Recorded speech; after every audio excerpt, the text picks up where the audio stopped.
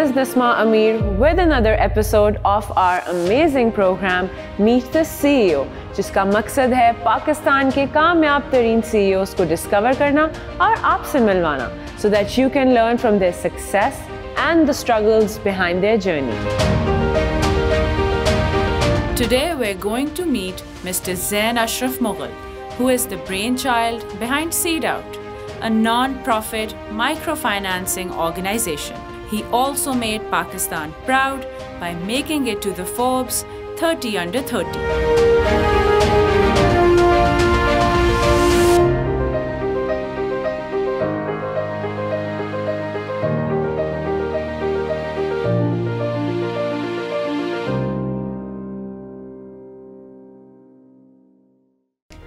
Hello Zain, welcome to our show. We always start our conversation with this very question because we want to know where you started off from. आपने अपनी professional journey का आगाज़ कहाँ से किया? Thank you very much, Nisma. So basically, I went to University of Miami. I did my undergrad there in entrepreneurship. So I graduated in 2011.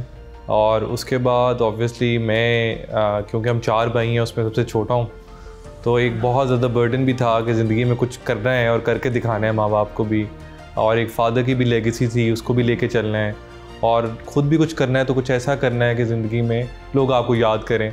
And I always wanted to make an impact with whatever work I do.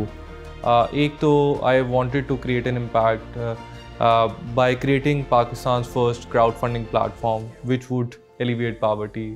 जब मैंने अपने पाकिस्तान में study किया कि poverty alleviation के ऊपर कैसे काम हो रहा है, तो देखा कि पाकिस्तान में there so many different organisations, कुछ इंटरेस्ट बेस्ड हैं, कुछ इंटरेस्ट फ्री हैं, और जो इंटरेस्ट फ्री हैं वो एक तो इतना छोटा लोन साइज़ दे रहे हैं ज़रूरतमंद लोगों को जो कारोबार करना चाहते हैं, और वो कैश दे रहे हैं.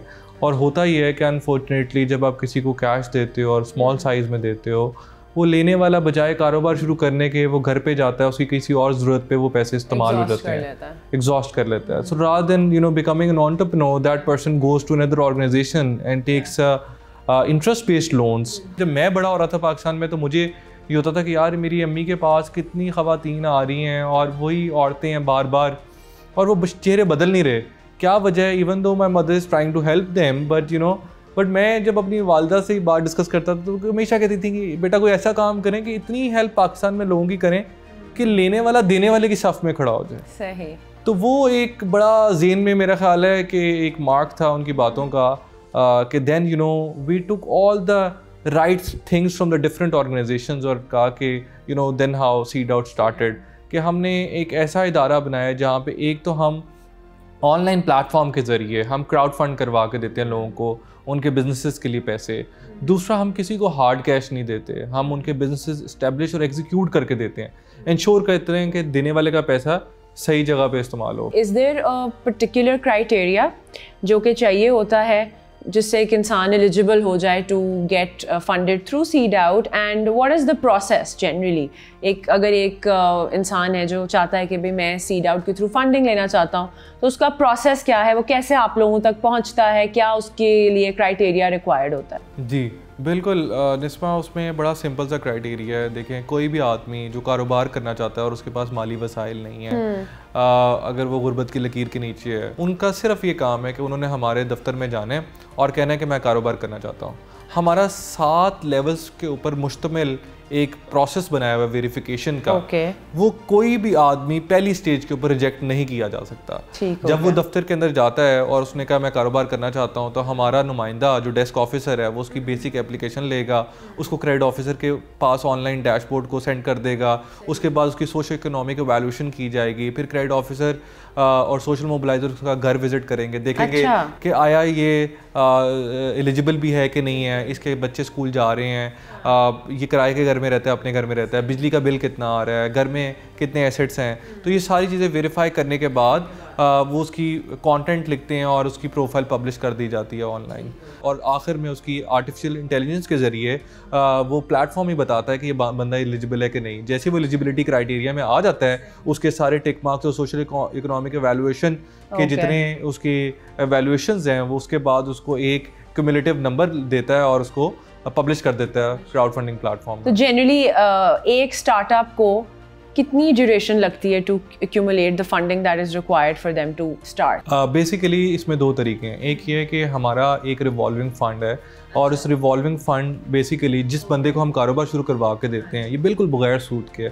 जब उसका कारोबार शुरू होता है वो आसान एक साथ के बगैर सूद के छोटी छोटी किस्तें हर महीने सीड आउट के इदारे को वापस करता है। सीड आउट वही किस्तें लेता है और एक रिवॉल्विंग फंड में डाल देता है और उस रिवॉल्विंग फंड से वही पैसे 100% रिवॉल्व किए जाते हैं दूसरे पोटेंशियल माइक्रो एंटरप्रेन्योर्स के businesses में। So there are 2 ways. Either people donate directly to these potential micro entrepreneurs website with a click of a button while sitting anywhere around the globe, या फिर अगर उनको फंडिंग नहीं आती तो within 1 to 2 months के अंदर वो ऑटोमेटिकली वही हमारे रिवॉल्विंग फंड से FIFO मेथड के जरिए वो फंडिंग आ जाती है और उसका कारोबार शुरू कर दिया जाता है। और हर एंटरप्रेन्योर के साथ हम 2 बच्चों को स्कूल भी भेजते हैं उनके, फिर उनको एक हेल्थ कार्ड प्रोवाइड किया जाता है। We have partnered up with local welfare hospitals जिसके ज़रिए हम अपने entrepreneurs को absolutely free healthcare facility provide करते हैं उनको और उनकी फैमिली को। तो आप काफ़ी ज़्यादा you're actively involved in CSR then through all of these? जी मैं इसको CSR तो नहीं कहूँगा, मैं इसको एक मैं कहूँगा एक जिम्मेदारी है, एक हम वॉलंटरली इसको लेके चल रहे हैं। I think I am a custodian, जो अल्लाह ताला ने जिम्मेदारी हमारे शोल्डर्स पे डाली है कि लोगों की खिदमत करना है, क्योंकि अल्लाह ताला चुनता है अपने लोगों को अपने लोगों की मदद करवाने के लिए। सही। तो I think we have to play our part back for the country and for the mankind. Once SeedOut ने फंडिंग जनरेट कर ली और आपने फॉर एग्जांपल शुरू भी करवा दिया उनका वेंचर, उसके बाद क्या होता है? कोई ऐसा प्रोसीजर है कि आप उस पर फॉलो अप रखें या सीड आउट की टीम एक चेक एंड बैलेंस रखे कि यार how is this person doing may be let's say 6 months after the project was initiated? जी बिल्कुल, उसमें बेसिकली हमारा थ्रू आउट ये प्रोसेस रहता है कि हम लोग उन लोगों की साथ कनेक्ट रहते हैं, क्योंकि माइक्रो फाइनेंसिंग एक ऐसा मॉडल है जहाँ पे निस्मा आपका हमेशा कॉन्स्टेंट कनेक्टिविटी रहती है विद द बेनिफिशरी। उसमें ऐसी रहती है कि हम लोग every time the borrower comes to deposit the instalment, उसका एक इंटरव्यू किया जाता है। फिर हमारे पास ट्रेनर्स हैं जो कैपेसिटी बिल्डिंग का सिर्फ रोल प्ले करते हैं, उनकी कम्युनिटी में जाके सारे एंटरप्रेन्योर्स को इकट्ठा करते हैं और फिर बताते हैं कि अगर आप ये कारोबार कर रहे हैं इसको मजीद कैसे आपने बढ़ाना है, कैसे बेहतर करना है। कि आप पाकिस्तान आए और एक one of the kind idea था आपके जहन में, विजन थी, जब आपने इसको इवेंचुअली एग्जीक्यूट करना शुरू किया तो क्या चैलेंजेस और लिमिटेशंस थी जिनको फेस किया while you were setting up Seed Out? मेरे ख्याल पाकिस्तान वापस आके मैं I joined IMFN as well, Islamic micro finance network, and I met a lot of people who are doing great work. ऐसी बात नहीं है, but you know there were a lot of people in this field who told me in the development sector कि आप क्या कर रहे हैं लोगों को, क्योंकि हमने का एवरेज लोन साइज पाकिस्तान में जो है वो तो 20 से 25 हज़ार है, and we were giving out you know we started कि हमने इतना, क्योंकि IMFN ये कहती है, माइक्रो फाइनेंस की रिसर्च ये कहती है कि आप बंदे को पॉवर्टी लाइन से तब बाहर निकाल सकते हो अगर आप कुछ 6 दफ़ा फंडिंग करें 6 साइकिल्स में। अच्छा। तो हमने कहा आप 6 साइकिल्स में इतना इंतजार किसी बेचारे को करवाना है तो why not do it in 1 cycle.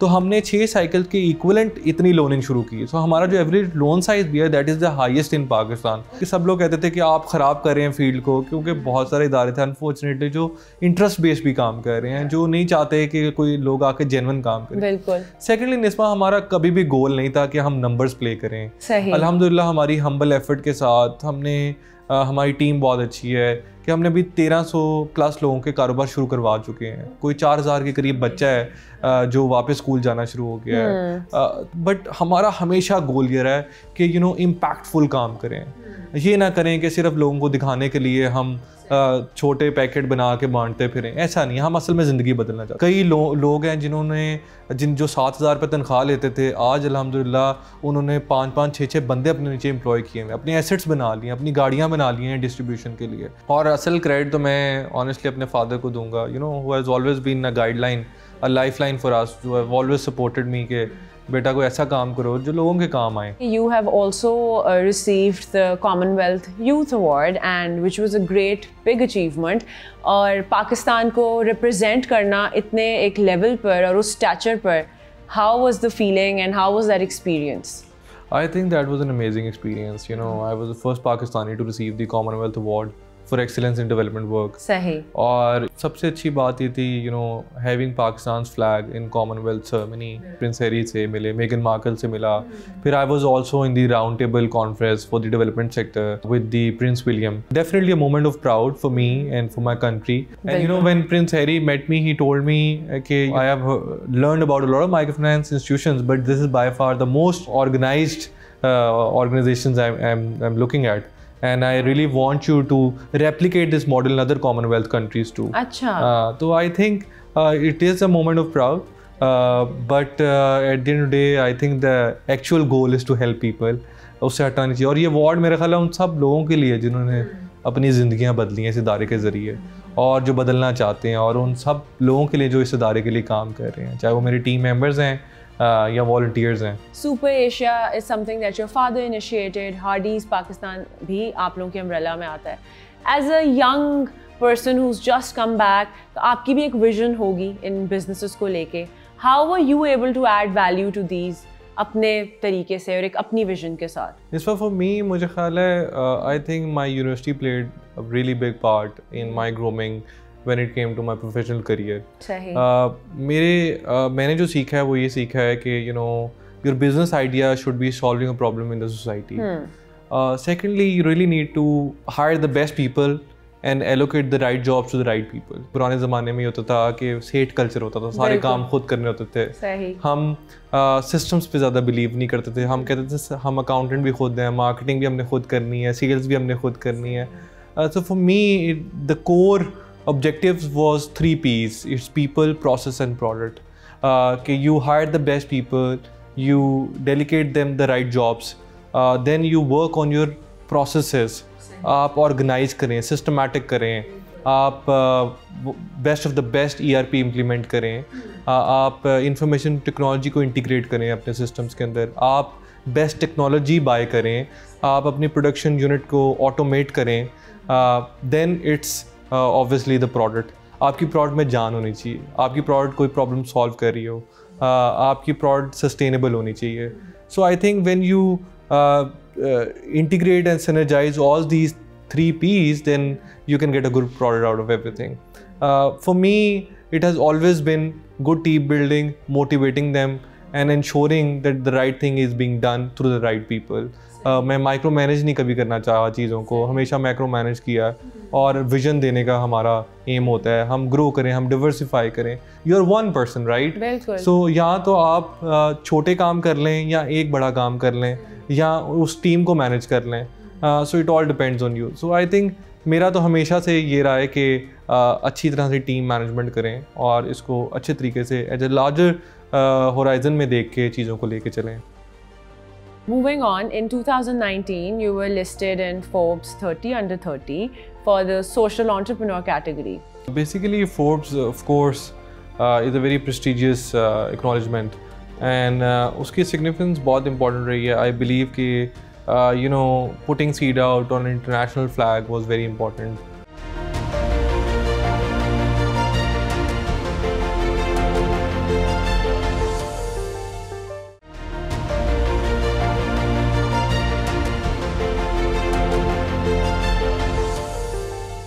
Moving on, in 2019, you were listed in Forbes 30 under 30 for the social entrepreneur category, which was great and again a big achievement.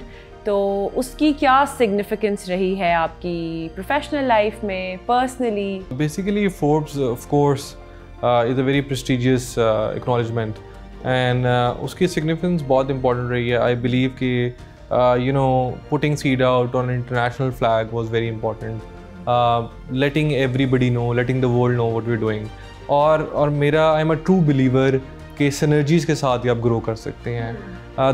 Because you know Forbes की जब मैं 30 and 30 class से मिला Hong Kong में, and I met so many amazing people who are doing a great work. अच्छा. और you know आपको उनसे मिलके एक तो कभी आप ये भी सोचते हो कि यार what you're doing is less. Yeah. And sometimes you meet people who you can connect and you can build something greater together. और मेरा ख्याल है कि आप ग्रो भी तभी करते हैं जब आप अपने लाइक माइंडेड लोगों से मिल के आगे ग्रो करें और चीज़ों को लेके चलें. बिकॉज आई बिलीव कि आप सब कुछ खुद नहीं कर सकते. There people who are working great in education field, the people who working in skill development sector, people who working in funding. तो आपने इन सारे डायनामिक्स को हमेशा इकट्ठे लेके चलना है. तो Forbes gave me that edge definitely, और लोगों को पता चला और लोगों की हेल्प हुई उसकी वजह से, जितना उससे वो वायरल हुआ. Of course it's a great acknowledgement for the country as well कि पाकिस्तान से लोग जा रहे हैं फोर्ब्स में, जहाँ पे बिल गेट्स और मार्क ज़करबर्ग और इस तरह के लोग आते हैं, और one of the best top tier जो एंटरप्रेन्योर्स हैं उनको एक्नॉलेज किया जाता है. तो मेरा ख्याल है पाकिस्तान के लिए बहुत इंपॉर्टेंट है, एंड आई विश कि पाकिस्तान से ज़्यादा लोग जाएं और एक्नॉलेज हों, और इंटरनेशनली पता चले कि पाकिस्तान के लोग सिर्फ बातों में नहीं है बल्कि काम भी करके दिखाते हैं. So much potential. Yeah so looking at mall of Gujranwala, tell us क्या इंस्पिरेशन थी, कैसे इसके बारे में सोचा? The architecture is really beautiful, तो what was the whole vision behind it, और क्या आगे एक्सपैंड करने का कोई इरादा है? गुजरांवाला जो सिटी इटसेल्फ है, इस शहर ने हमें बहुत कुछ दिया है, और इस शहर के लोगों ने हमें बहुत कुछ दिया है. और before doing any investment in any city of Pakistan, I think Gujranwala should be the priority number 1.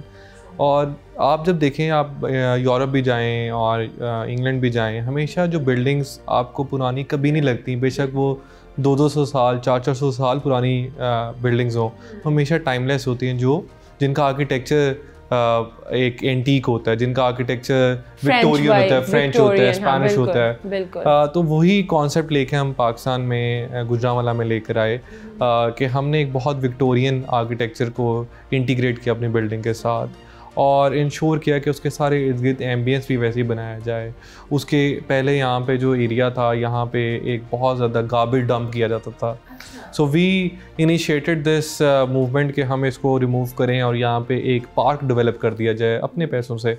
और वो अल्हम्दुलिल्लाह हमने किया. हमने 6 एकड़ का पार्क यहाँ पे डेवलप किया, और एक पूरी एक बाउंड्री वॉल कंस्ट्रक्ट की, जो कि विक्टोरियन, आप जब एंटर करते हैं शहर को all the way to the mall and उससे भी आगे. और यहाँ पे एक मोनूमेंट भी हमने इरेक्ट किया, I love Gujranwala, which is one of the largest monument in the world. असल मकसद ये था कि गुजरांवाला को रिकग्निशन मिले. It was always an under estimated city, और इतना पोटेंशियल है. 6 मिलियन की पॉपुलेशन है, one of the most gross profit generating city है. यहाँ के लोग इतने एंटरप्रेन्योरियल हैं, इतनी ज़्यादा वेंडर इंडस्ट्री है यहाँ पे. सो आई थिंक कि this element was always missing. Really benefiting the people of Gujranwala to their social life, उनकी नाइट लाइफ, डे लाइफ, हर चीज़ को अंदर वैल्यू ऐड हो रही है अल्हम्दुलिल्लाह. और आई थिंक ये इतनी टाइमलेस बिल्डिंग बनी है कि ये कभी भी पुरानी नहीं आपको लगेगी, हमेशा इसकी खूबसूरती में इजाफा ही होगा. बिल्कुल. और इस तरह के आर्किटेक्चर से बड़ी एक ग्रैंड बिल्कुल एक ग्रैंड हो रहा है. और रात को जब आप इसको देखें तो it looks so beautiful, so romantic, कि हमारा जो रूफटॉप ताओ पैन रेस्टोरेंट है, उधर बैठ के आप खाना खाएं. ताओ पैन के बारे में मैंने आपसे यही बात करनी थी कि you are the one who introduced pan Asian cuisine, specially sushi है जैसे, जो कि गुजरांवाला में नहीं अवेलेबल थी, that you've done through Tao Pan. And उसका भी बताया, आर यू गोना एक्सपैंड उसकी chains further to different cities, या वो सिर्फ गुजरांवाला एक्सक्लूसिव है और यहीं आके मिलेगा? नहीं, मेरा ख्याल है कि जब आप कोई भी फास्ट फूड चेन के बारे में, कोई भी रेस्टोरेंट चेन के बारे में स्टडी करें, तो यू रियलाइज़ कि उनका हमेशा पहला जो मॉडल होता है वो उसको परफेक्ट करते हैं और उसके बाद एक्सपैंड करते हैं. So that is the main agenda. Pan Asian cuisine was missing from Gujranwala, an authentic pan Asian cuisine. और हमने रूफटॉप पे 6000 स्क्वायर फीट के ऊपर एक बहुत ही खूबसूरत एम्बियंस प्रोवाइड किया है, जिसके साथ हम ऑथेंटिक कुजीन दे रहे हैं और इस तरह की सर्विस दी है जो कि इंटरनेशनली आपको रेस्टोरेंट्स में नज़र आती है. So from the ambience to the uniforms to the service, looking kitchen, और इवन जो हम रेस्टोरेंट के चलाने वाले लोग हैं वो भी हम इंग्लैंड से आए हैं, गॉर्डन रामजी के साथ काम किया है, और कॉर्डन ब्लू की डिग्रीज़ हैं. तो इस तरह की टीम को लेकर आए हैं कि हम सिस्टम्स डेवलप कर सकें, और जो हमारे प्रेप किचन्स अलहदा हैं जहाँ पे सारी रेसिपीज़ डेवलप होती हैं और वो लॉक हो गई हुई हैं. So now the hard work is being done. तो इंशाल्लाह द नेक्स्ट स्टेप इज़ के we will be moving soon to Islamabad and all the smaller cities of Pakistan where you know pan Asian cuisines are missing. इसी के ऊपर हमने एक देसी table भी लॉन्च किया है which is a Pakistani cuisine, very very hygienic. साथ एक मैरिनारा के नाम से पिज़्ज़ा चेन भी हमने डेवलप की है जो विच विल बी लॉन्चिंग इंशाल्लाह। You seem very passionate about food then.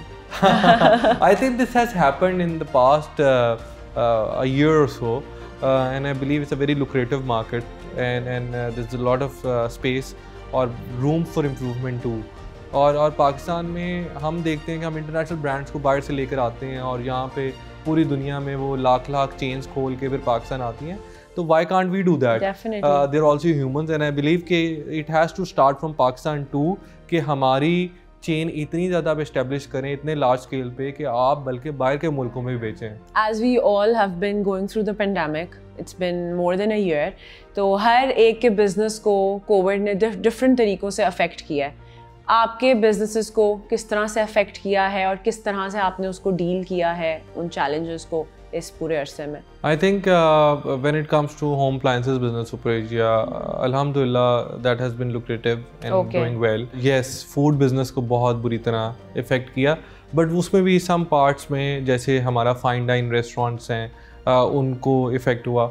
But if you look at Hardy's, तो हार्डीज़ की हमारी sales alhamdulillah were the highest in the whole year, because लोगों का एक ट्रस्ट होता है इंटरनेशनल ब्रांड पे somehow कि क्लीननेस के ऊपर, हाइजीन के ऊपर, और वो ड्राइव थ्रू कॉन्सेप्ट ज़्यादा चल जाता है उसके ऊपर।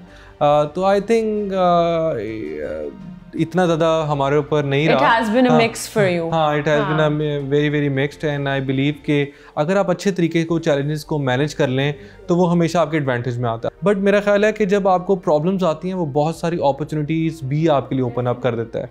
तो आप problem is the mother of all innovations. तो जो ज़रूरत इजादात की माँ है वो इसीलिए है कि आप हमेशा परेशानी में ज़्यादा हाथ पाँव मारते हो और आप सोचते हो कि इससे कैसे निकलना है, and you come out stronger. And I believe कि एज अ नेशन हम लोग बहुत स्ट्रॉन्गर बाहर आए हैं और आ रहे हैं, और हम लोग बहुत अच्छी तरह इसको फाइट कर रहे हैं। इंडस्ट्री वाइज भी जो कंपनीज का फुटप्रिंट ऑनलाइन नहीं था, उन्होंने अच्छा ऑनलाइन फुटप्रिंट भी क्रिएट कर लिया है। आई थिंक डिजिटल वाइज तो बहुत पुश मिला है और ब्रांड्स को रियलाइज हुआ है कि digital presence is so important, and this will really help them when this life will come back to normal, क्योंकि ये एक एडिड सेल होगी जो उनको मिलेगी, और इसीलिए हमारे मुश्किल के बाद आसानी होती है। there is always light end of the tunnel, तो I believe I look at that way. That is a great approach to have as well. अक्सर औकात ये होता है कि चीज़ें आपके मुताबिक कभी नहीं भी चल रही होती। Sometimes you see successes and then sometimes challenges होते हैं, मुश्किलात आती हैं। उन हालात में या उन फेजेस में how do you keep your self motivated, अपने आप को कैसे, how do you keep going even when things are not going your way? I think consistency is very very important, क्योंकि what I have learned, this has been so many times with my startups. Honestly, with my startup I didn't take any penny from my father. I was taking out money from my salary. If I was doing anything of my own, I was taking out money from that. और हमेशा कई दफ़ा ऐसा time आया कि salaries देने के पैसे नहीं थे। सीड आउट में ऐसे बुरे हालात हुए कई दफ़ा कि वी हैड नो डोनेशन और एनीथिंग, और ख़ुद से भी ऑब्वियसली सैलरीज तो हम उसकी डे वन से खुद से कर रहे हैं, बट ई अकाउंटेंट हो गया या आई वर्क तक डिजिटल एजेंसी थी। तो मैंने तो हमेशा ये लर्न किया है कि failure only is a process to success. every revolutionary change undergoes from a series of evolutionary changes. कभी ये नहीं हुआ कि एक दिन मुल्क में एटॉमिक पावर बन गया है, तो उसके पीछे एक बड़ी रिसर्च, बड़ी मेहनत होती है। तो जो लोग कंसिस्टेंट होते हैं, और आपका अगर गोल है ज़िंदगी में और आपका एक विजन है और आप समझते हो आपने वहाँ पहुँचना है, आप जितनी मर्जी दफ़ा गिरोगे, but you have to get back on your feet and start moving. Until unless you're moving and you're walking towards your goal, there's no stopping. Eventually you get there. अगर आप रास्ते में डर के वापस आ जाओ तो मेरा ख्याल है कि आप बिल्कुल फिर there's no going back, रह जाओगे। So determination, consistency is very important. Generally अपने office space में how do you carry out work? आपका एक कह लें management style, leadership style किस तरह का है with your employees and workforce? मेरा ख्याल है मेरे employees ज़्यादा बेहतर बताएंगे, but generally I think as I told you before, I'm a macro manager, not a micro manager. I like to keep things organized. I like to keep things very, very systemized. I like to go through the hierarchy. But मैं कोशिश करता हूँ कि अपनी team को chance दूँ grow करने का. मैं लीडर्स पैदा करूँ, ना कि हर चीज़ को खुद लीड करने की कोशिश करूँ. I lead by example in a way कि I tell them this is what you have to do and I expect goals and I expect results. तो जब आप रिजल्ट्स एक्सपेक्ट करते हो और किसी को प्लेइंग फील्ड देते हो खेलने के लिए, तो आपको रिजल्ट्स मिलते भी हैं. जब आप बहुत ज़्यादा माइक्रो मैनेज करते हैं चीज़ों के अंदर, तो आपको हमेशा प्रॉब्लम्स आती हैं. तो मेरा तो यही स्टाइल है कि you know I have the best team and you know I ensure कि you trust them as well. I trust them और and yes I give them sufficient time too. हाँ, but अगर मुझे लगे कि कोई बंदा आपके नहीं काम कर रहा और आपकी उम्मीदों में पूरा नहीं उतरा, you train them also. और अगर ट्रेनिंग के बावजूद भी, एक एफर्ट के बावजूद भी आपको रिजल्ट्स नहीं मिले, then you change them. Definitely. It's unfortunate but this is what you have to do. It's like, you know, a bad employee is like a sticker. The longer it gets, the stickier they gets. Or they get into your roots. ये कई दफ़ा हम ये जुल्म करते हैं अपनी companies के साथ. I know for the fact कि आपको ख्याल रखना चाहिए और बहुत ज़्यादा हम करते हैं अपने एम्प्लॉयज़ का और करना भी चाहिए. Motivating the team, fringe benefits, other benefits you have to give them. But at the end of the day, you have to expect results as well, and you have to see if they're being honest to your company as well. तो जो risk हलाल का concept है वो हम सबके लिए आता है और उसके ऊपर इंश्योर करना आपके ऊपर जिम्मेदारी है as being the team leader. और अगर कोई नहीं कर रहा, you have to change them, वरना आप अपनी कारोबार के साथ नाइंसाफ़ी करते हैं. So given that you have so many things going on, इतने बिजनेसेस हैं डिफरेंट जिनको आप as a family and as an individual देख रहे हैं, and after seeing so many successes, अक्सर औकात ये होता है कि इंसान ईगोइस्टिक हो जाता है या फुल ऑफ देमसेल्व्स हो जाता है. अपने आप को कैसे ग्राउंडेड रखते हैं या कैसे मोटिवेटेड रखते हैं कि नहीं अभी भी I want to do more? How do you keep that feeling alive in you? Right. I think humility is a very, very, very, very important part of being a successful entrepreneur. मेरा ख्याल है अगर आप successful ही नहीं है ज़िंदगी में, अगर आपके अंदर ह्यूमिलिटी नहीं है, आपके अंदर आजिज़ी नहीं है, मेरा ख्याल है आपके पास दुनिया के सारे पैसे हैं और आपके अंदर तकब्बुर हो तो आप फेल हैं. आपके पास आपके घर वाले आपसे खुश नहीं हैं या आपके दोस्त आपसे खुश नहीं हैं, आपके रिश्तेदार की आप मदद नहीं कर सकते, तो आपके सारे पैसे आप फेल हैं. तो मेरा ख्याल है ह्यूमिलिटी होना इतना ही ज़रूरी है कि कारोबार के लिए कैपिटल होना. और मैं ये समझता हूँ कि एक सक्सेसफुल एंटरप्रेन्योर के लिए बैलेंस ज़िंदगी को लेके चलना भी बहुत ज़रूरी है. आपको अपने आप को भी वक्त देना चाहिए, आपको अपने घर वालों को भी वक्त देना चाहिए, आपको अपने कारोबार को भी वक्त देना चाहिए. ये क्या सक्सेस हुई कि सिर्फ कारोबार को टाइम दिया और ज़िंदगी को आपने टाइम ना दिया? तो I am a true believer. और मैं अपने फादर को भी जब देखता हूँ कि जिस तरह एक हम्बल बैकग्राउंड से वो लोग आए, उनके पास इतने कई दफ़ा पैसे नहीं होते थे. वो बताते हैं कि वो 2 टाइम का खाना खा सकें. You know they would just eat beans.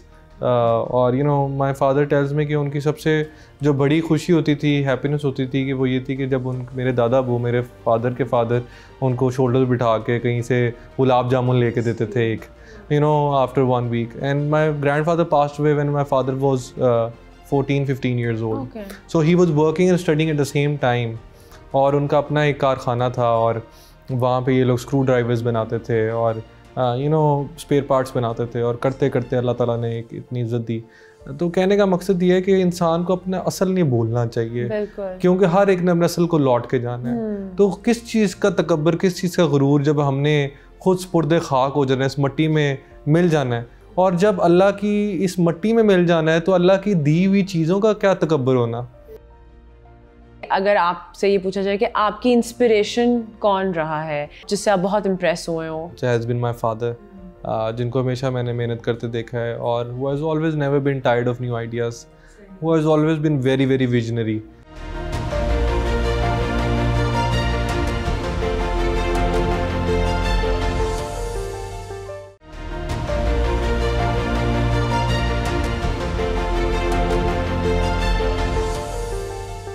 आपकी जितनी मल्टीपल ऑर्गेनाइजेशंस हैं, थोड़ा सा हायरिंग प्रोसेसेस के बारे में बताएं और ये भी बताएं, for example when you are interviewing a candidate, तो what are those 1, 2, 3 things जो आपको initially click करती हैं कि हाँ this person seems a good fit? तो ऐसी कोई चीज़ें बताएं जो young professionals के लिए help करें। मेरा ख्याल है मुझे hiring से पहले process start हो जाता है। There are so many times जब मुझे लोग out of the blue email करते हैं और बड़ी उन्होंने research की होती है कंपनी के ऊपर और मुझे कहते हैं कि this is where I can help you, this is what I can bring on the table if you hire me. They sell themselves. जिनको अपने आप को बेचना आता है मेरा ख्याल है वो ज़िंदगी में कामयाब होते हैं। और बहुत सारे लोग हैं जो आते हैं आपको इंटरव्यू देते हैं और उनको पता ही नहीं होता आपकी कंपनी क्या करती है। अगर पता भी होता है तो बहुत बेसिक नॉलेज होता है। तो आई थिंक कि when you are going for an interview specially for youth I would say कि do your research properly please और see where you can fit in yourself, see what role you can play and you have to show that you have that drive. ठीक है, और मैं तो ये देखता हूँ कि उसके अंदर ये ड्राइव है, वो पैशनेट कितना है, वो काम कितना करता है। कुछ लोग आप कामयाब तब होते हैं जब मेहनत से ज़्यादा मेहनत करते हैं। और they has been times in life के जहाँ पे मेरे पास लोग आए हैं इंटर्नशिप पे आए हैं और वो कंपनीज़ के क्रिएटिव डायरेक्टर बन गए हैं, specially in my software house. तो वो इसलिए बने हैं कि उन्होंने अपना काम बनवाया। अपने इंसान की इज्जत आपके काम से होती है और पैसा इट फॉलोज। अगर आप पैसे के लिए काम कर रहे हैं तो इट विल रिमेन स्टेगनेंट, और अगर आप कुछ करने के लिए काम कर रहे हैं और आपके हायर गोल्स हैं तो then you will get money, you will get fame, you will get everything you want in life. And what about the ratio of female employees? Like आपकी organization में importance दी जाती है female workers को और उनको hire करने के लिए, क्या एक आपका what is your take on that whole thing? बिल्कुल, I am a true believer कि almost half of the population of this country is women. And if we are not going to empower those 50%, then how we are going to excel as a country? How we are going to make our name in the world? मेरा तो बहुत ज़्यादा इस पे I am inclined कि ख़वातीन को higher करना चाहिए, उनको स्पेस देनी चाहिए और उनको वो कम्फर्टेंट जोन्स भी देने चाहिए, उनको वो फैसिलिटेशन भी देनी चाहिए। लाइक अगर किसी कोई if you are having a baby then you should get though certain holidays और आपको पेड लीव्स एंड आपको वो फैसिलिटेशन जो नहीं मिलती, तो वो बड़ा इंपॉर्टेंट है कंपनीज़ के लिए कि वो दें। सीड आउट के अंदर हमारा काफ़ी हर ब्रांच के अंदर सोशल मोबिलाइजर्स ख़वातीन हैं, हमारी ग्रेड ऑफिसर्स ख़वातीन हैं, हमारा कंटेंट राइटर्स हमारी ख़वातीन हैं, हमारे इवन ग्रांट राइटर्स और बड़ी मैनेजरियल पोस्ट पे ख़वातीन हैं। तो हमारी तो कोशिश होती है, और यहाँ पे भी सीड आउट में जिनको कारोबार भी शुरू करवा के दे रहे हैं, हमारा फर्स्ट प्रेफरेंस इज़ वुमेन। और अल्हम्दुलिल्लाह I think this a slow process but eventually will get there. But unfortunately छोटे शहरों में ये मसला ये है कि अवेयरनेस की भी कमी है, और मेरा ख़्याल है हमें लोगों को अवेयरनेस देनी, एम्पावर करना है कि एक औरत कारोबार भी कर सकती है और घर भी चला सकती है, और जब आप ये कर लेंगे तब you will be successful as a nation. In a nutshell tell us कि अगर आपसे ये पूछा जाए कि आपकी इंस्पिरेशन कौन रहा है जिससे आप बहुत इम्प्रेस हुए हो? हैज़ बीन माई फादर, जिनको हमेशा मैंने मेहनत करते देखा है, और who has always never been tired of new ideas, who has always been very very visionary, who has always wanted to do more in life। और मेरा ख्याल है वो इनकलकेट हुआ है हमारे अंदर, हम सब भाइयों के अंदर। मेरी मदर के अंदर एक हम्बलनेस, एक ह्यूमिलिटी, इवन फादर भी बहुत ज़्यादा हम्बल हैं। तो वो सारी चीज़ें अल्टीमेटली साइलेंटली आप ग्रैस्प कर रहे होते हैं। तो मेरा ख्याल है कि he has been a great role model, जिन्होंने लाउडली एंड साइलेंटली दोनों तरीके से हमें टीच किया। अगर आप कहें कि किसी से इम्प्रेस हुए, हजूर पाक सल्लल्लाहु अलैहि वसल्लम की अगर आप वाक़यात सुने तो ऐसे वाक़यात हैं इंसानियत के ऊपर कि आपकी हैरत गुम हो जाती है। बिल्कुल। और मेरा ख़्याल है वो जो चीज़ें हमने सुनी हैं, पढ़ी हैं, देखी हैं, उन चीज़ों से हमें बहुत असर हुआ है ज़िंदगी में, और होना भी चाहिए, और पढ़ना भी चाहिए, और समझना भी चाहिए। और अगर हम एक ज़रा सा भी रोल प्ले कर लें अपना और इस ज़िंदगी में आने का, तो मेरा ख्याल है we can make great impact. So professionally there are always certain decisions जो लेते हुए इंसान को मुश्किल पेश आती हैं, या उसको वो डिफ़िकल्ट लगता है कि ये जो मुझे डिसीजन लेना पड़ता है ये मुझे बहुत मुश्किल लगता है। तो आपके लिए प्रोफेशनली कौन सा ऐसा डिसीजन होता है जो आपको बहुत डिफ़िकल्टी फेस होती है लेते हुए? I just take decisions. Okay, I am one of those people, go get it. और मेरा एक ये होता है कि आई टेक कैलकुलेटेड रिस्क, बिल्कुल भी अनबिलीवेबल किस्म के रिस्क नहीं, but calculated risk. I do comparisons, but I like to take decisions immediately and I like to assign them and I like to follow up on those things.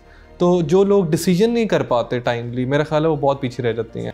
So what is your take on corporate social responsibility, और क्या आप इसके लिए कर रहे हैं, आपकी organisations क्या कर रही हैं इसके लिए?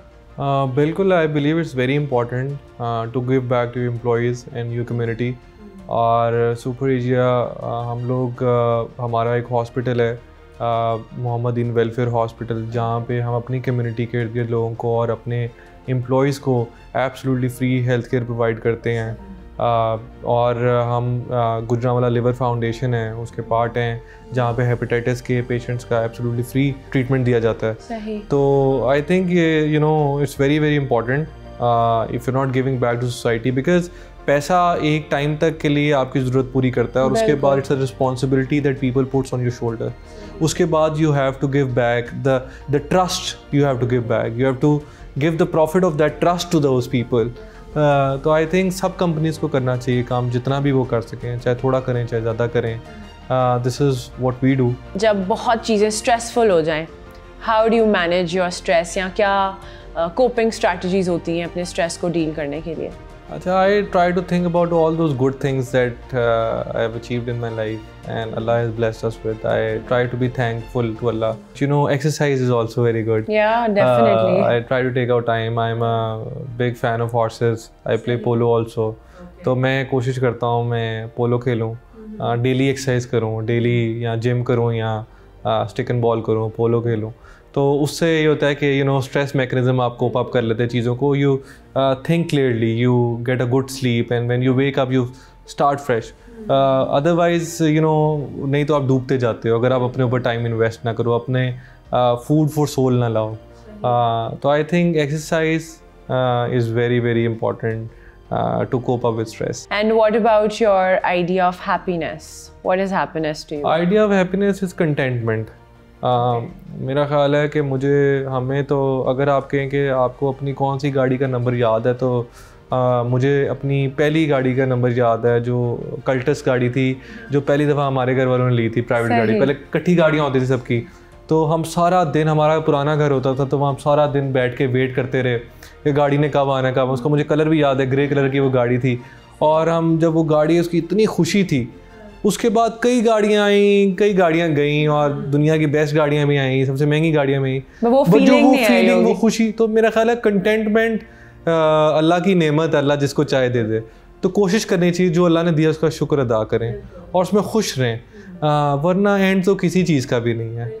और गुस्सा आता है, और अगर आता है तो how do you manage your anger?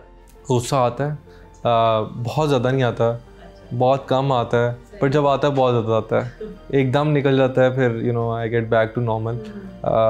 But कोशिश करता हूँ उसको कंट्रोल करने की। I am trying to make myself better, but इंसान है। बिल्कुल, डेफिनेटली। और मुझे बताएं कि given you have such a busy schedule, so many things to look after, personal life और प्रोफेशनल लाइफ को कैसे बैलेंस करते हैं? कितना आपको लगता है ज़रूरी है एक बैलेंस स्ट्राइक करना? मेरा ख्याल है बहुत इम्पॉर्टेंट है आपकी। मैं उस इंसान को सक्सेसफुल ही नहीं कहूँगा जो फैमिली लाइफ और बिज़नेस लाइफ को बैलेंस ना करे। It's very important. अमेरिका में एक साइकोलॉजिस्ट था, उसने रिसर्च की और उसने किताब लिखी जिसमें उसमें 100 लोगों का इंटरव्यू किया मरने से पहले। अच्छा। और उसने कहा कि हर बंदे ने यही कहा कि मैं अपनी फैमिली को कम टाइम दिया, अपने बच्चों को कम टाइम दिया, अपने माँ बाप को कम टाइम दिया।